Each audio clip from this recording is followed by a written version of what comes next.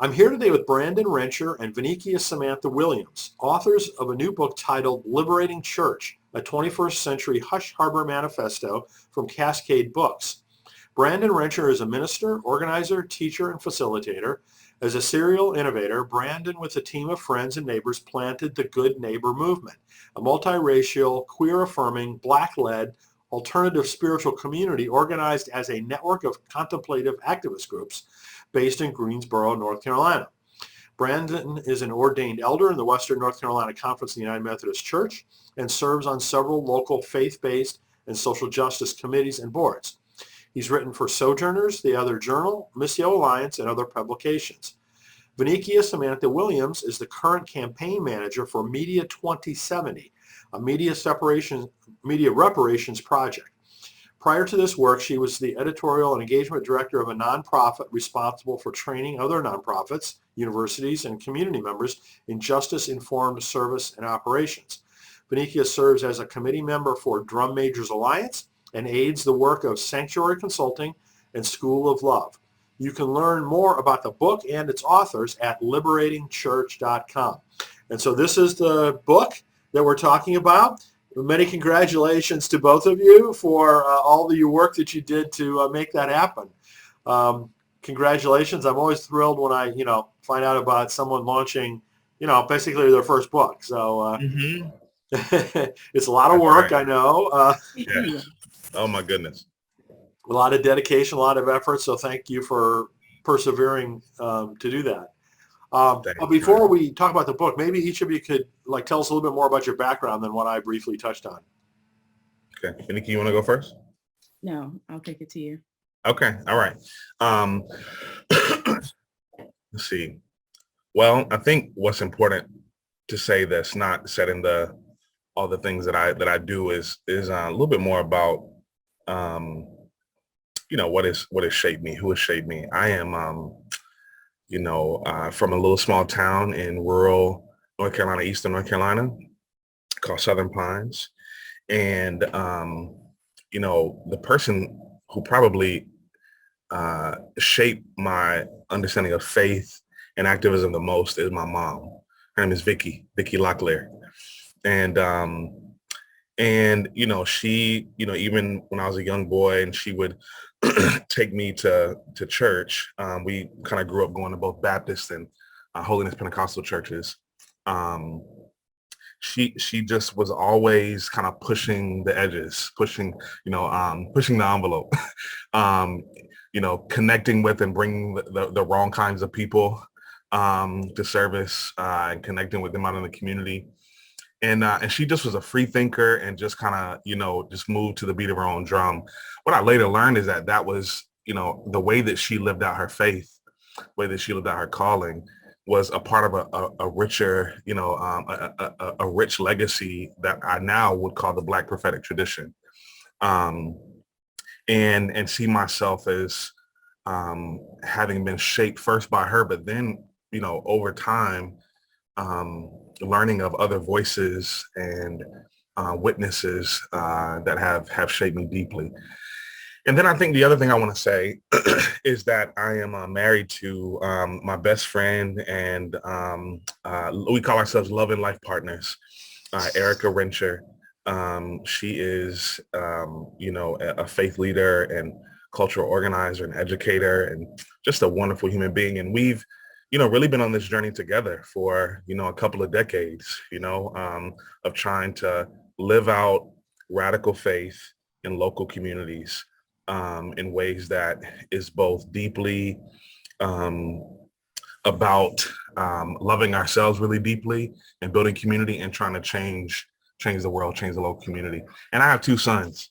My namesake, Brandon II, we call him Philip, which is our middle name, and he's my oldest, and my youngest, Morris, and they are just beautiful, elementary age Black boys that we just adore them, and so that's sort of just a little bit more about me personally that speaks more to the kind of deeper parts of who I am.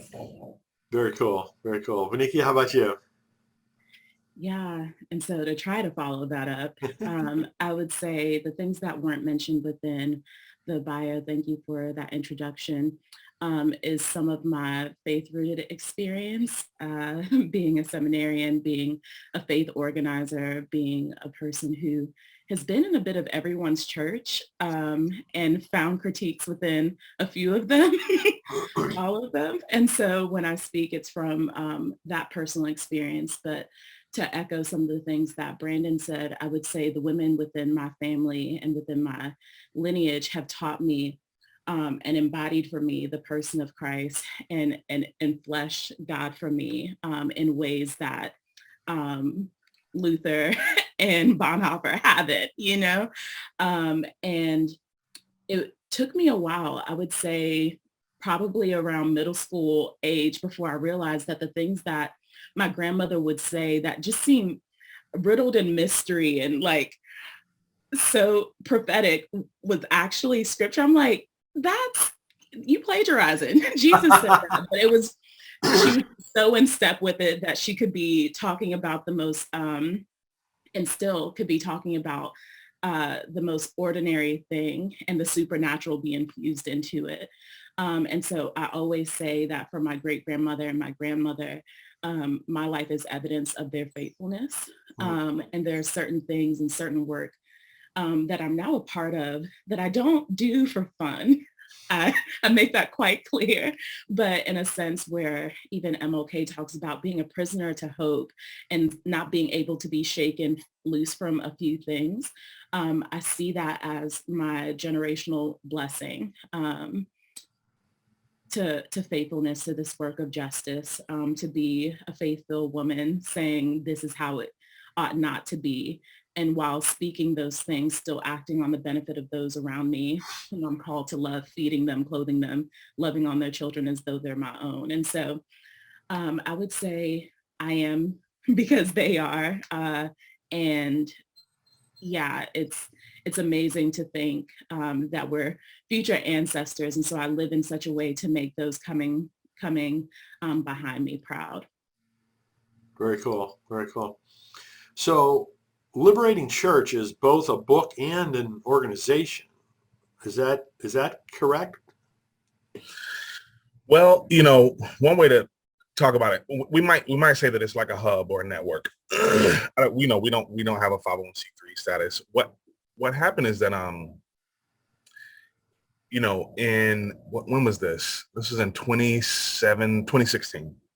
In 2016, at the Highlander Research and Education Center in Tennessee, some of the folks who are contributors, including myself, of this book, were at a retreat convened by Brian, our friend, Alexia Salvatierra, of faith-rooted activists and organizers from across the country to be kind of ready to respond and to think strategically about a Trump presidency. And at that retreat was where the seeds of Liberating Church were really began to be planted. And a lot of it had to do with really reflecting on the hush harbors as a way for Black people in particular, but also our comrades and co-conspirators to be able to strategize and be able to practice spirituality in radical ways that prepared us for the work of a Trump presidency, and able to do that outside of the surveillance of the dominant religious institutions, because this kind of way of thinking about faith as a vehicle for social revolution is just not in step with the kind of the kind of culture that exists in most of our religious institutions. So as a result of that, we began to talk to lots of friends, Venneikia, lots of folks to say, hey, would you want to get in on this conversation? And eventually that we were able to get some funding and kind of honed in to say, we want to do some research around this and to write together. So I would say that we're like an unnetwork, more than an organization or an unincorporated organization, maybe say it that way. Which, by the way, if you look at the Black radical tradition, those are often the kinds of organizations that that really get us free. So yeah. All that said, we are everything but a church, which is often which is often what people think because of the name, but we let it be known we're not doing altar calls. We're not like picking up ties in that way. But as Brandon said, we found a network amongst ourselves for uh, believers who were doing the work of deconstructing and reconstructing our faith for the times and saying, what might this look like for the people that we love who are looking for such a place as well? Mm-hmm, mm-hmm. So for those who are not familiar with Hush Harbors, can you talk a little about, share with, folks the history there? Yeah, such rich history. I might have to reach back on my bookshelf and show you some books too. But I think just a simple way to describe it is that, let me not say simple, but a brief way to describe it is they were the invisible and illegal church of enslaved Africans. Hmm. It's where enslaved Africans would go to blend their African traditional religions with a prophetic interpretation of Christianity or justice-infused interpretation of Christianity, and also to organize for political and social change. And how prevalent would you say that they were? Well, that's the thing. It's hard to know. Yeah, they were secret. Because they were secret, right? They didn't want to write records down. Or That's right. That's right.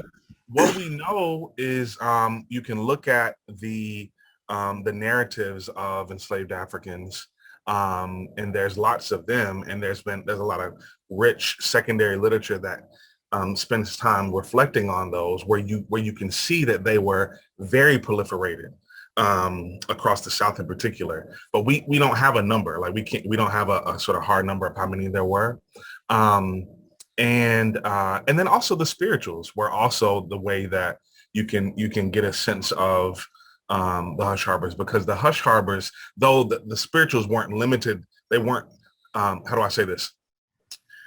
Hush Harbors weren't the only site where spirituals were created and where they were sang, but they were spaces where they were sang and where they were created. So in other words, it's enslaved Africans created these some folks call them lament songs, some folks call them work songs, liberation songs.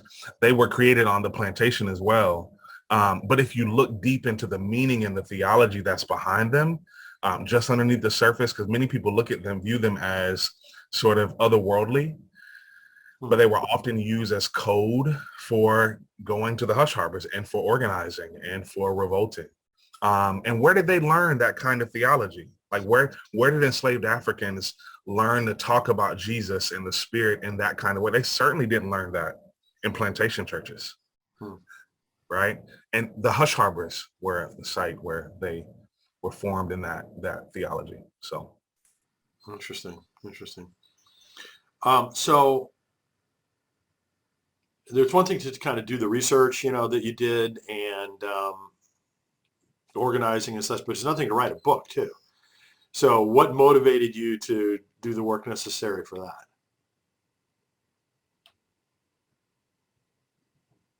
I mean, I think a big thing is that we had elders that said, write. That was the first thing.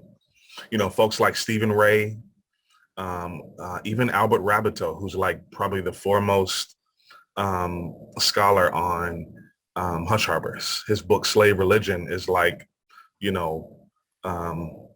the Holy Grail, in terms of Black religious writing. And they said, like, write, make sure you write.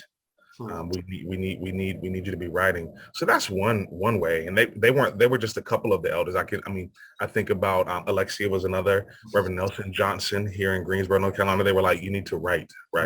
So that's one thing. I think the other motivation was that,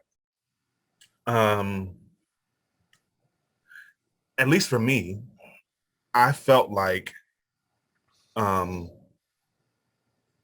producing a resource that spoke about the Hush Harbors as a model for church renewal, for church planting, for faith-rooted activism, for me was a way of filling the gap or the void that I wish, like for the book that I wish I had when I was being shaped and trained. I didn't have it. And so it's a way to sort of fill that gap and to bear witness to each of these communities and everyone within our group, a way to bear witness to the ways in which we have, done this as kind of trial by fire, has, trial and error, as, kind of being cartographers of this tradition without even always knowing that we were doing that. And so writing felt like a really important way to make a contribution. I would add to that, there were certain conversations that were being had, and the best way, the easiest way to compile all of that, to curate all of that, to then have others then continue and continually add to that conversation, we found to be creating a resource. And I'm sure in some realm of our mind, a book was ultimately like part of that work, but it could have taken many, many different forms. And even how we ended up here wasn't how we originally thought that we would end up here. So how the Spirit has even shaped this work is evidence of the things that we talk about within this manifesto, of being able to stay nimble, stay alert, stay ready to be flexible and adaptable to those things. And so I would say in no way is this book exhaustive. There's probably some extended edition that we could write tomorrow, but I don't know if we will, but there are other folks who can then add to that. But this was our first attempt, like we said, to write down those things for whomsoever would find it useful. Venneikia, I appreciate you saying that. I want to say real quick, the piece around the original forms. You're exactly right. Like, I think we had the idea that there may be a book, but we had lots of ideas. So I think the other thing that's important to say is that it served us as a collective, that like we are in different places. We're not all in the same city.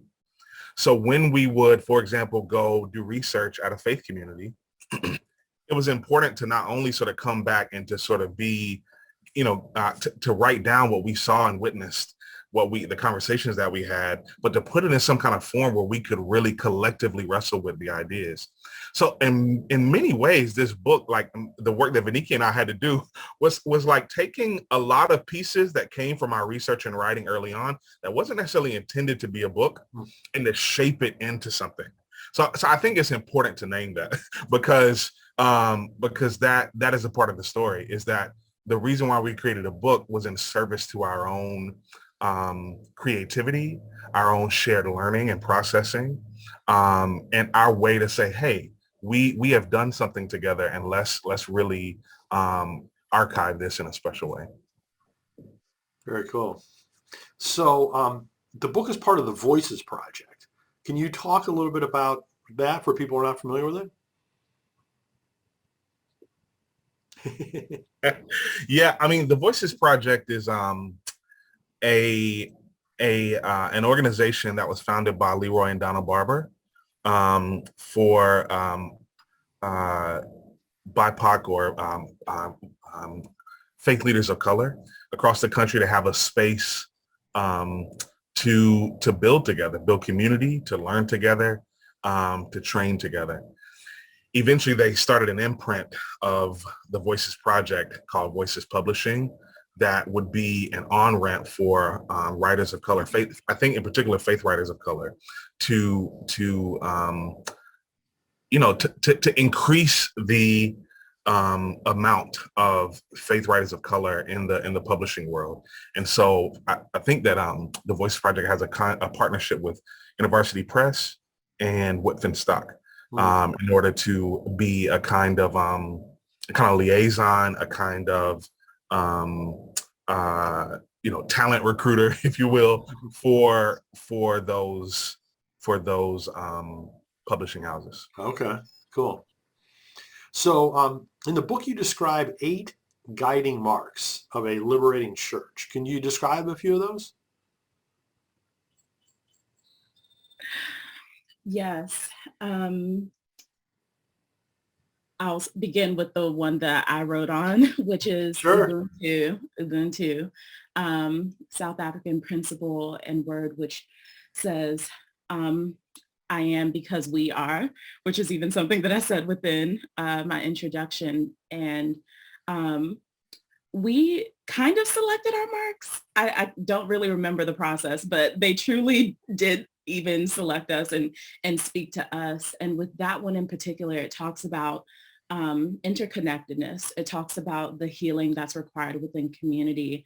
Um, Another that comes to mind is All God's Children Got Shoes, which talks about the priesthood of all believers, non-hierarchical leadership that's shown within community. All of these marks that were then evidenced within the hush harbors that we spoke to before. Another that truly blesses me is Talking Book, which for my seminary experience wasn't something that I was taught to do. But it tells us that we're able to be in conversation with Scripture.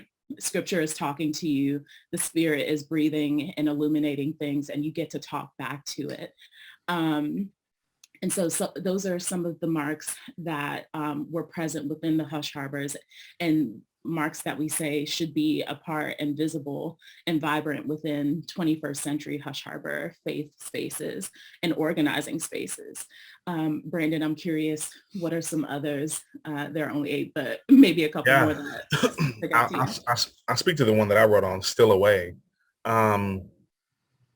which is about, you know, we talk about it as like holy deception or fugitivity.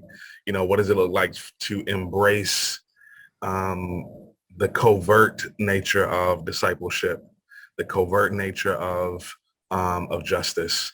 And the way that I try to make meaning out of that for a 21st century context is what we might call an organizing conversation. You know, oftentimes, for example, in activism, what we see in the media and the news is often the outcome, or the, a lot of work that has been developing, the protest or the march, the policy that's been changed, the press conference. But what it takes to get there is a bunch of conversations, knocking on doors, making phone calls, having meetings. And those are not things that are public in the same way that the marches and the protests and the press conferences are. And yet they are creating a kind of public, a kind of counter public in some ways, where we get to wrestle with the gap between the way the world is and the way the world that we want to see in those unmediated, very free conversations.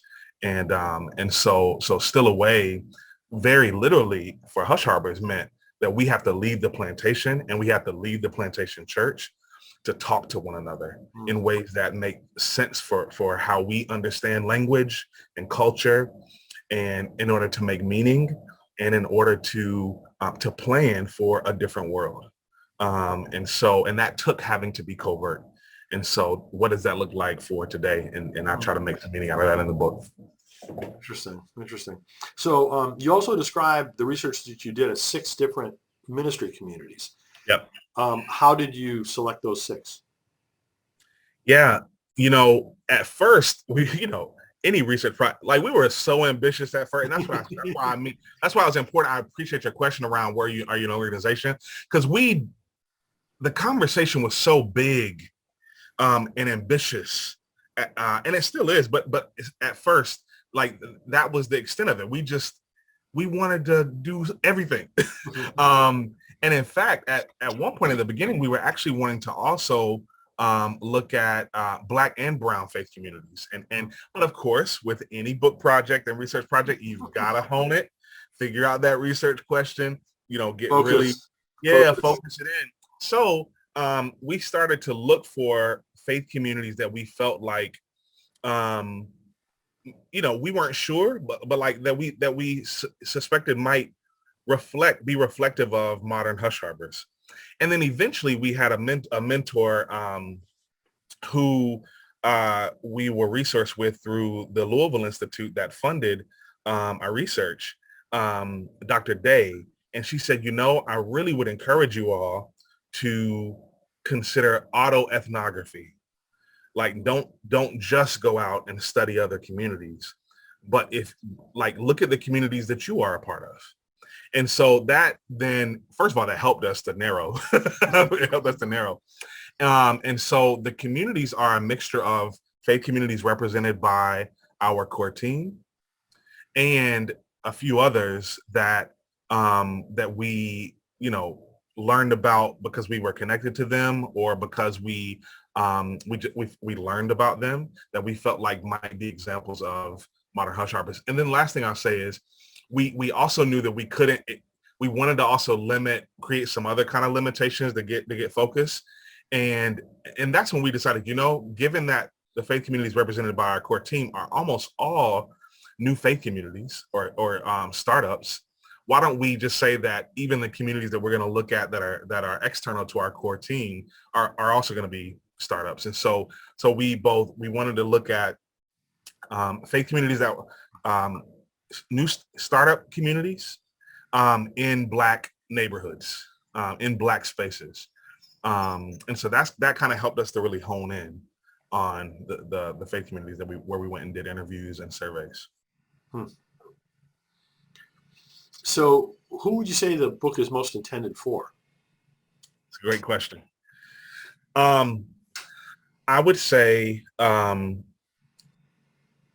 folks who, first, I would say that it's written very specifically for Black faith leaders, Black people of faith, who are in particular asking questions about what church is and what it can be, asking questions about the role that faith plays and spirituality plays in justice work. And then I would say from there, any folks who are allies or comrades or co-conspirators of that project that Black folks are asking questions about, and of course that includes folks from many different backgrounds, social locations and racial identities, and so that's sort of how I would take a first go at it. What about you, Venneikia? How would you put it? I would say primarily it's for people in community. And so we even say within a portion of the book that we structured it in such a way that it should be read together. And so whether you find yourself or consider yourself a ministry or movement leader, if you're in that movement and in that space with other people, it should be read in a way that y'all are applying all that you're gleaning together. I feel like there are some individual takeaways, of course, things that speak to some spiritual enrichment that could be personally done. But if it's not for the collective, then we failed to do what we thought that we would do. Because like we said, we did this for us. And so we're also thinking about all the other us's out there where people find themselves.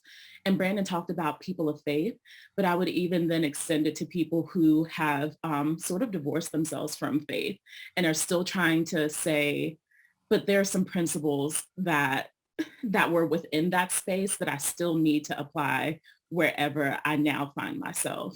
I'm thinking of people who, even within the course of the pandemic, have found themselves even further removed from faith spaces, but are now still finding communities elsewhere. The principles and those marks are still then applicable wherever you then place and find yourself. Well, I certainly learned from it. I really thought that the 8 marks were very interesting, the meanings and the history behind them and stuff. So for what it's worth, I learned a lot from it. So what would be like the number one thing that you'd like those readers to take away from the book? It's a good question.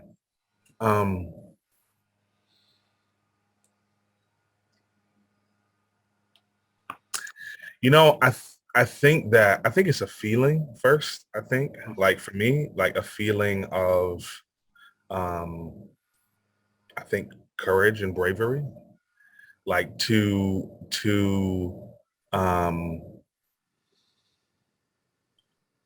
believe themselves in terms of what they have seen and what they have not seen in their communities.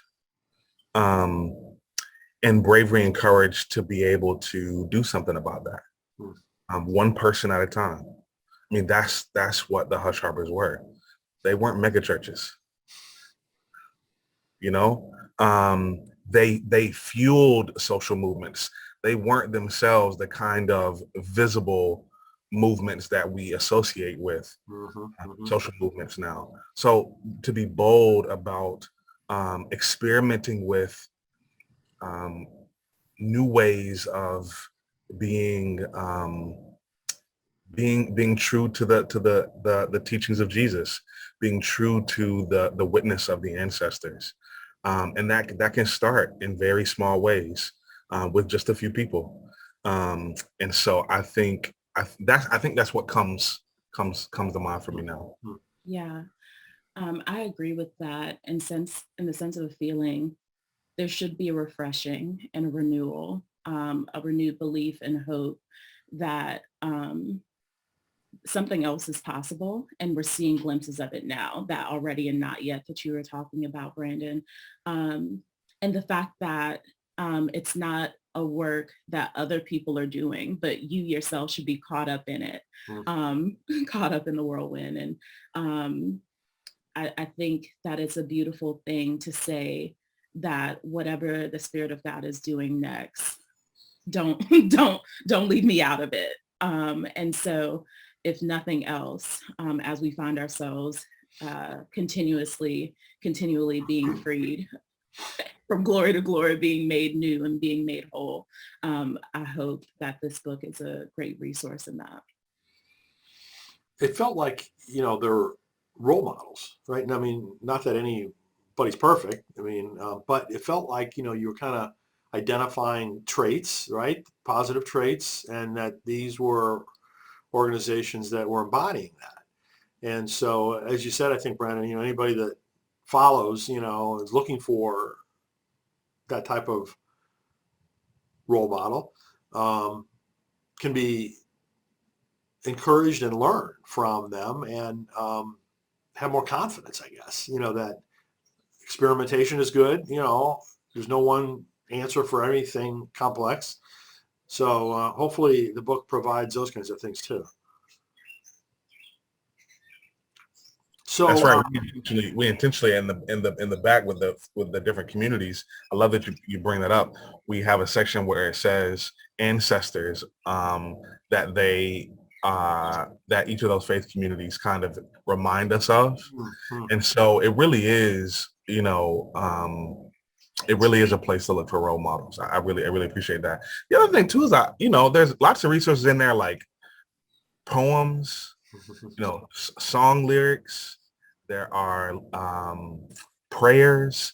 I also think it's the kind of thing that could literally be used in a gathering. Like someone could take this into a gathering to begin to have one of those covert meetings to say what's possible and to pray one of the prayers there, Well, just those 8 topics, lend itself to like a book discussion group too. Yeah, absolutely. We got the discussion questions at the back are absolutely meant for that, Get you an 8-week series. That's right. The last I said, we got data in the back. We work hard to do, for that data. And I think that's also, important for folks that Reverend William Barber often says, if we're going to be loud, let's not be wrong, So, we really wanted to say, hey, we're saying something really bold in this book.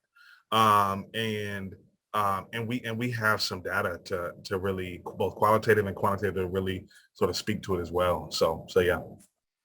Very cool. It's nice when science and religion kind of work together, isn't it? What a concept. So looking forward, where's the project going to go next? Are there other things that you all are launching that you'd like to share with people? Listen, we're just trying to get on the road right now. With the pandemic and just the challenges of beginning to kind of open back up everything, just trying to really get the book out there and promote it, to be honest with you. I think again, we're a group of creatives and innovators, and when we start getting together again in person in particular, some stuff is going to start brewing and bubbling over because it always does. And so I'm sure there'll be opportunities. So like, for example, we had a conference during a virtual conference during the pandemic called Liberating Church. And the contributors and many friends were a part of that. And so who knows, we might do another conference at some point. There are so many ideas, but I think to go back to what Brandon mentioned, even within the book, the wisdom of honing in and doing a thing well before like adding all the other things that come to mind. And so we're just trying to be faithful to this because like you said, it was such an arduous process to even get this done. We want to make sure that as many people know about it and as many hands and hearts as possible. And if there are ways with ease that we can do it in other creative ways, a podcast, doing another conference, things of that sort. Who knows? Keep your eyes peeled. Follow us on social media because we might make an announcement in the dead of night. So, well, it's good to finish something well before you move on to something else. So I totally support that notion. So again, the title of the new book is Liberating Church, a 21st Century Hush Harbor Manifesto. And you can learn more at liberatingchurch.com. It was wonderful that you got that domain name. That's really convenient. So thanks you guys for all that work and for sharing it with us today. Really appreciate that. Thanks so much, Brian. Good to be with you. many thanks. Same here. Thanks for joining us. Right.